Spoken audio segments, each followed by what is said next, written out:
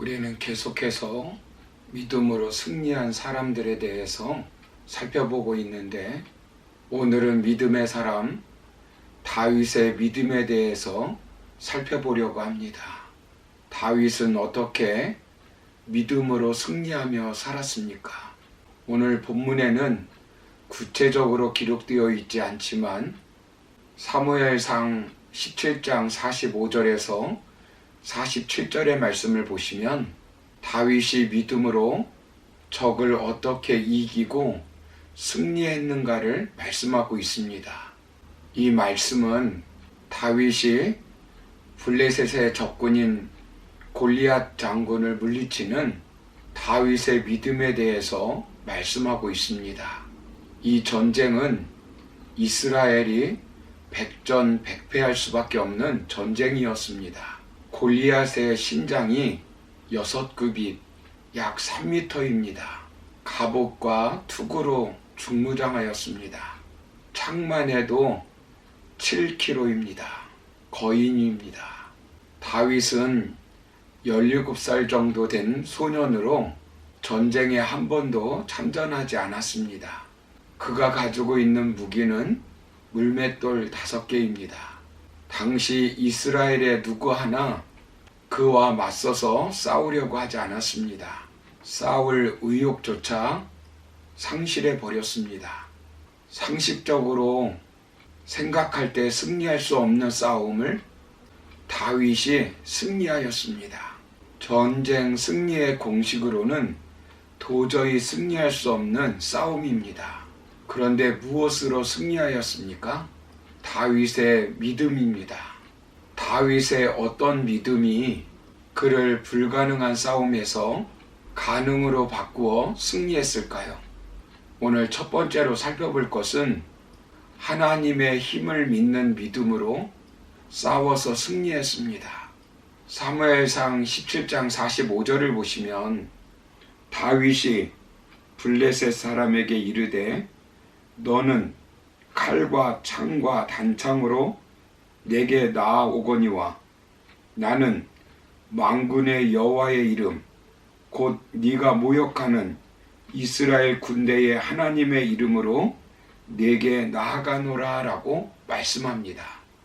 이 믿음이 다윗을 승리하게 한 믿음입니다. 어린 다윗은 하나님을 믿는 남다른 믿음이 있었습니다.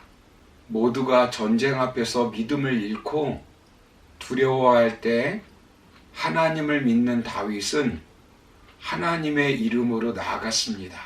하나님의 이름으로 나아간다는 것은 하나님을 의지하여 하나님의 힘으로 싸운다는 뜻입니다. 골리앗은 칼과 창과 단창으로 나왔지만 다윗은 하나님의 이름으로 나아갔습니다. 무기도 보잘것없습니다. 칼과 돌의 싸움입니다. 그러나 전략과 전술에서 이긴 것입니다. 하나님이 지혜를 준 것입니다. 여호와 하나님이 지혜의 근본이십니다. 골리앗의 무기는 자신의 용맹과 무기였습니다. 그러나 다윗의 무기는 그가 신뢰하는 하나님이었습니다. 다윗이 신뢰하는 하나님은 어떤 하나님입니까? 다윗은 시편에서 이렇게 고백했습니다. 나의 힘이 되신 여호와여 내가 주를 사랑하나이다. 자신의 힘의 근원이 되는 하나님을 다윗은 만군의 여호와 네가 모욕하는 하나님 이스라엘 군대의 하나님이라고 고백하고 있습니다. 다윗 주변에 있는 사람들은 모두가 다 부정적이었습니다. 회의적이었습니다. 주변의 상황과 사람들의 말에 믿음이 흔들리지 말아야 합니다. 가장 믿어주어야 할 아버지 이새는 아들 다윗을 큰 인물이 될 것이라고 생각하지 않았습니다. 격려해 주어야 할 형들은 다윗이 전쟁터에 나갈 자로 여기지 않았습니다. 상대인 골리앗은 다윗을 향해 너는 나를 결코 이길 수 없다고 선포하였습니다. 그러나 다윗은 기가 죽지 않았습니다. 믿음이 흔들리거나 약해지지 않았습니다. 오히려 하나님만 더욱 의지하였습니다. 담대하게 믿었습니다. 만군의 하나님 여호와로 믿었습니다. 이것이 바로 다윗이 승리할 수 있는 원동력이었습니다. 하나님은 말씀합니다. 사무엘하 5장 10절을 보시면 만군의 하나님 여호와께서 함께 계시니 다윗이 점점 강성하여 가니라. 지금 벌어지고 있는 전쟁은 자신의 이기심을 채우기 위한 전쟁이 아닙니다. 하나님께서 선물로 주신 약속의 땅 가나안을 수호하기 위한 하나님의 전쟁입니다. 구약 성경에는 124회의 전쟁 기록이 있습니다. 이 전쟁은 인간들의 욕망을 채우기 위한 전쟁이 아닙니다. 여호와의 전쟁, 거룩한 전쟁입니다. 약속의 땅 가나안 땅에 들어가기 위한 전쟁, 약속의 땅 가나안을 수호하기 위한 전쟁이었습니다. 그들은 하나님의 능력으로 싸울 때 실패한 적이 없습니다. 자신 스스로 싸울 때 그들은 실패하였습니다. 이것이 교만입니다. 교만하여 실패하였습니다. 하나님이 개입하시면 홍해가 갈라지는 기적이 일어납니다. 여리고성이 무너집니다.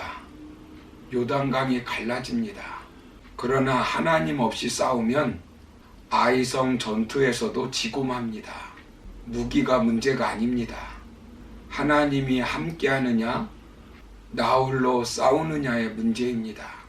로마서 8장 31절을 보시면 만일 하나님이 우리를 위하시면 누가 우리를 대적하리요 라고 말씀합니다. 어떤 상황에서도 하나님이 우리와 함께 하신다는 것을 믿고 하나님을 의지하며 싸우시기를 바랍니다. 하나님은 우리의 인생에 힘과 능력이 되십니다. 골리앗은 우리를 두렵게 하고 우리를 무기력하게 하는 것일 수 있습니다. 가난일 수도, 질병일 수도, 사업일 수도, 해도 안 되는 나쁜 습관일 수도, 도저히 변화시킬 수 없는 가정 환경일 수도, 나쁜 습관과 근심 걱정거리일 수도 있습니다. 내 힘으로 안 되어도 우리는 여호와의 이름으로 이길 수 있다는 믿음을 가지고 담대히 나아가면 승리할 수 있습니다. 맨소레담을 창업한 하드라고 하는 사람이 있습니다. 이분은 원래 문방구를 운영했던 사람이라고 합니다.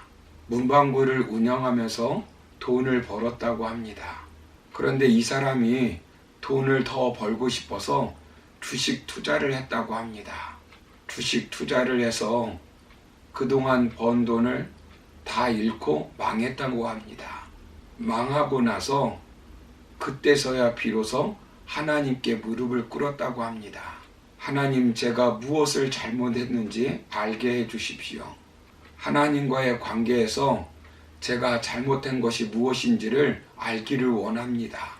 그때 번개처럼 스쳐가는 사건이 있었다고 합니다.